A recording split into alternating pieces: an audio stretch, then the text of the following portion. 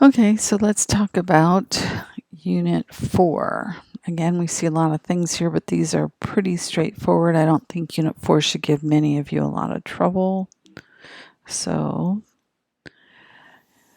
topic 4.1, Introduction to Reactions. You should be able to write and balance an equation. You should understand the physical state of each compound. I think this is pretty straightforward and very, very basic. This should not give you any trouble. Net ionic equations. If you write your ionic equation or the complete ionic equation, anything that has a physical state of AQ, you should break into ions. Anything that is a solid, liquid, or gas should remain together. And then any ions that you see on the left and right would cancel out. Writing these should be very straightforward for you guys. I do urge you to be careful here because this is an easy point that you should not miss because you should know which things are aqueous and which ones are ionic. And what means to be ionic would be a metal with either a nonmetal or a polyatomic ion. If it's two nonmetals together, like CO2, that would not be an ion. That would stay as a gas and it would not be canceled out. Representations of reactions. You should be able to write and balance equations. Pretty straightforward. Physical and chemical changes. I don't think this is a very discrete question. I haven't seen many in a long time that are like this, and I think this year would certainly not be an exception to that. But a chemical process means that something is being changed from its reactants to its products. I don't know what else to say. Physical processes would be things like melting, boiling. None of the bonds are breaking, but you would get a change in state. Stoichiometry. Some of you struggle with stoichiometry. I'm not really sure why. I'm going to put together a pretty short, straight to the point stoichiometry video. Hopefully that will help those of you that need it, so you'll get more on this separately.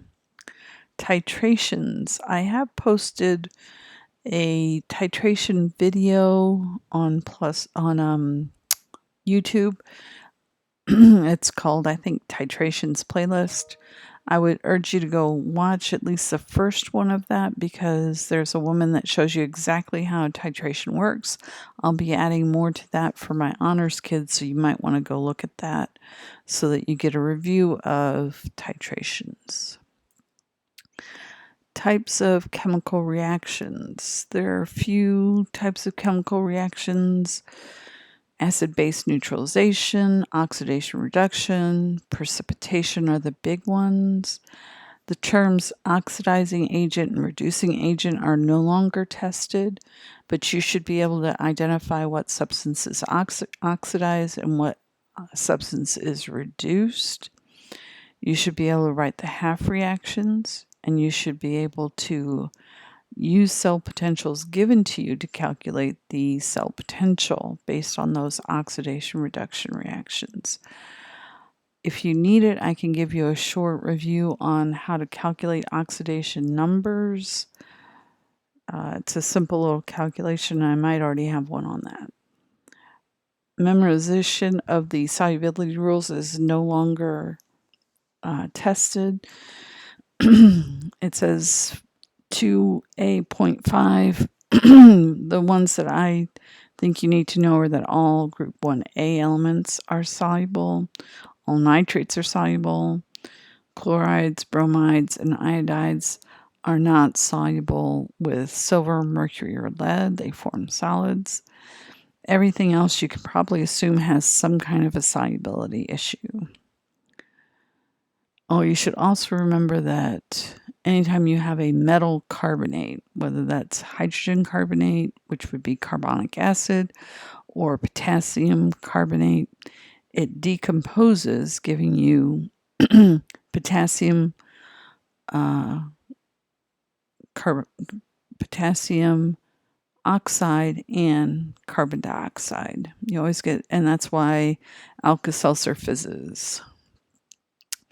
Acid-base reactions, you should be able to identify what is your acid, what is your base, what is your conjugate acid, what is your conjugate base.